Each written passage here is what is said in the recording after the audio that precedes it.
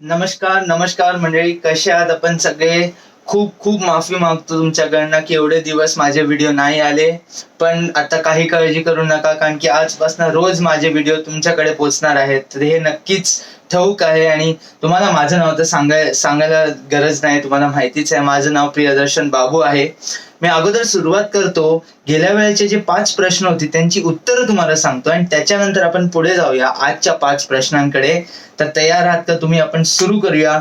हे होतं गेल्या वेळेचा पहिला प्रश्न. तुम्हाला एका कंपनी किंवा एका जागेचं नाव ओळखायचं होतं.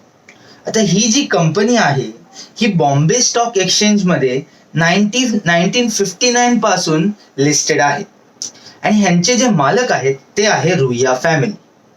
सध्या ह्या कंपनीचं हेडचं नाव आहे अतुल रुईया. आता HSB म्हणून ह्यांचं शॉर्ट फॉर्म आहे. आणि हे जे जागा आहे ह्यांचे 500 स्टोर आहेत. तर आता तुम्हाला फक्त एवढं सांगायचं होतं की हे जे HSB आहे ह्याचं फुल फॉर्म काय आहे. तर जे HSB आहे ही जागा मी तुम्हाला गेल्या वेळेलाच सांगितलेलं की सगळे आपण शॉपिंग करायला, खायला, मजा करायला, पिक्चर बघायला आपण इकडे जातो. आणि ही जी जागा आहे हे आहे हाय स्ट्रीट फिनिक्स, जे आपल्या लोअर परेल मध्ये आहे. तर आता पुढे जाऊया आजच्या दुसऱ्या प्रश्नाकडे, कालच्या दुसऱ्या प्रश्नाकडे. तर ही एक साऊथ बॉम्बे मधली जागा आहे जी तुम्हाला ओळखायची होती. आता ही जी जागा होती ती अगोदर मिलिटरी एस्टॅब्लिशमेंट म्हणून ब्रिटिश लोकांनी बनवलेली 1800 मध्ये. आता नंतर त्याला एका एअरफोर्सचं रेसिडेन्शियल क्वार्टर म्हणून चेंज केलं.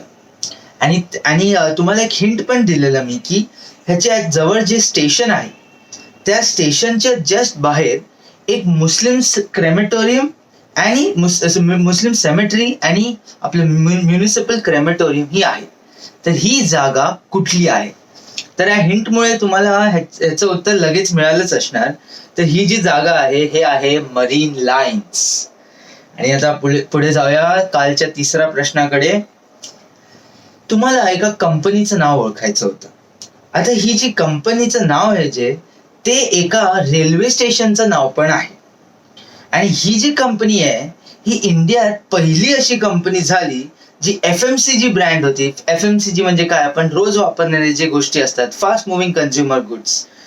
तर हे पहिलं FMCG ब्रँड होतं ज्याने 5000 कोटी क्रॉस केलं रिटेल सेल्स मध्ये. तर ही जागा कुठली? तर आता मी सांगितलं की ह्या कंपनीचं आणि एका रेल्वे स्टेशनचं नाव सेम आहे. तर तिकडनं तुम्हाला लगेच उत्तर कळलं असेल.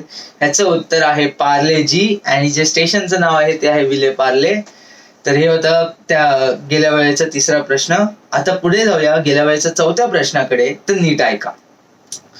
तुम्हाला मुंबईत ही जागा कुठे आहे ते ओळखायचं आहे. आता ही जागा ह्याच्यात एक लेक म्हणजे तलाव ही आहे, पिकनिक स्पॉट म्हणजे आपल्याला मजा करायला जागा ही आहे.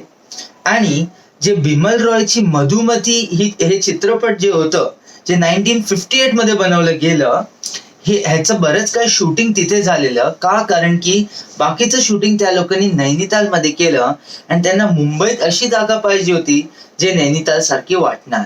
तर म्हणून ही जागा कुठली आहे? तर ही जागा आहे आपली RA मिल कॉलनी. आणि हेच होतं गेल्या वेळेचा चौथा प्रश्न. आता पुढे जाऊया गेल्या वेळेच्या 5व्या प्रश्नाकडे. तर नीट ऐका.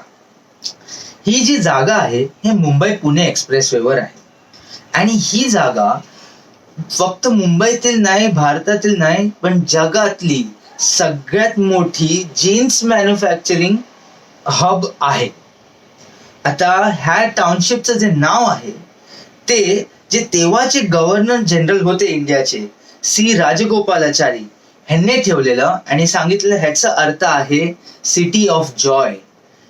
तर ही जागा कुठली? तर ह्या जागेचं नाव आहे उल्हासनगर. आणि इथेच आपले गेल्या वेळेचे 5 प्रश्न संपतात. आता पुढे जाऊया आजच्या 5 प्रश्नांकडे. तर हे आहे आजचा पहिला प्रश्न. तर तुम्हाला एक जागा ओळखायची आहे. जानेवारी 1991 मध्ये ह्या जागेमध्ये लास्ट फिल्म शो दाखवली गेली होती. त्याच्यानंतर ही जी जागा आहे ती गोंडल फॅमिलीने 999 इयर्सच्या लीज वरती घेऊन टाकली आहे. आता 1993 मध्ये इथे लास्ट जे आपलं पब्लिक इव्हेंट म्हणजे ज्याच्यात खूप लोक बोलवली गेले होते हे होतं काठियावाड फॅशन शो. हे तेव्हा तिकडे झालेलं. आता ही जी जागा आहे ह्याच्या आजूबाजूचा जो एरिया आहे त्याला आपण ह्याच जागेच्या नावावरून ओळखतात. तर मुंबईतील ही कुठली जागा आहे ज्याच्याबद्दल मी बोलत आहे. तर हे होता आजचा पहिला प्रश्न. पुढे जाऊया आजच्या दुसऱ्या प्रश्नाकडे. तर नीट ऐका. ही जी जागा आहे ह्याचं सध्याचं नाव आहे एस्प्लनाड मॅन्शन. आणि हे जे आहे हे इंडियात ओल्डेस्ट म्हणजे सर्वात जुनी कास्ट आयर्नची बिल्डिंग, जे तेव्हाचे जे आपलं कन्स्ट्रक्शन कसं करायचे, ही ओल्डेस्ट सर्वायव्हिंग बिल्डिंग आहे तशी. आता ह्याचं जे ओरिजिनल नाव होतं ते त्यांचे जे तेव्हाचे जे मालक होते जॉन डॅश, तर त्यांचं जे सरनेम आहे त्यात तेच होतं ते बिल्डिंगचं नाव. तर ही जी जागा होती ही इंग्लंडमध्ये पण होती इन 1860 आणि 1863 मध्ये. आता इथे एक हॉटेल चालू झालंय आणि या हॉटेलने 999 वर्षाचा लीज घेतलाय ह्याचा. आणि जे रेंट आहे ते 92 रुपीज आणि 12 आना आहे जे अब्दुल हकला देतात. तर हे सर्वात फेमस हॉटेल कुठलं आहे? हे होता आजचा दुसरा प्रश्न. आता पुढे जाऊया आजच्या तिसऱ्या प्रश्नाकडे. तर नीट ऐका. आता हे जे टँक आहे एका टाईपचं टँक आहे. हे टँक बनवलं गेलं होतं 1127 AD मध्ये आणि ह्यांना बनवणाऱ्याचं नाव होतं लक्ष्मण प्रभू. हे होते सिल्हारा डायनेस्टी म्हणजे जे किंग्स ऑफ थाने सिल्हारा डायनेस्टीचे मिनिस्टर होते कोर्टात. आणि हे परत रिबिल्ड केलं गेलं होतं 1715 AD मध्ये. आणि हे बनवायला जे पैसे दिले गेले होते ते रमा कामत जे वाल्केश्वर टेम्पलचे आहेत त्यांनी पैसे दिलेले. तर हे कुठलं टँक आहे ज्याच्याबद्दल आपण बोलत आहे? तर हे होतं आजचा तिसरा प्रश्न. आता पुढे जाऊया आजच्या चौथ्या प्रश्नाकडे. तर ऐका. तुम्हाला एका न्यूजपेपरचं नाव ओळखायचं आहे. ह्या न्यूजपेपरचे जे नाव आहे ह्याचं उद्घाटन गेटवे ऑफ इंडिया वरती झालेलं आणि विलासराव देशमुख जे तेव्हा महाराष्ट्राचे CM होते आणि अभिषेक बच्चन ह्या दोघांनी केलेलं 29 मे 2005 मध्ये. तर एवढंच सांगतो, एवढं सोपं आहे म्हणजे हे काय जास्त जुनं पेपर नाहीये. तुम्हाला फक्त एवढं सांगायचंय की हा पेपरचं नाव काय आहे. आणि असंच आपण आजच्या शेवटच्या प्रश्नाकडे पोहोचलो आहोत. तर नीट ऐका. एकदम मस्त प्रश्न आहे. तुम्हाला एका चर्चचं नाव ओळखायचं आहे. हे चर्च जे आहे ह्याचं एका किलोमीटर एवढं मोठं आहे. आणि हे जे आहे तेव्हा त्याला सिख बंगलोज म्हणून हा एरियाला नाव होतं. ह्याचं दुसरं जे नाव होतं चर्चचं ते होतं church of Saint John the इव्हँजलिस्ट.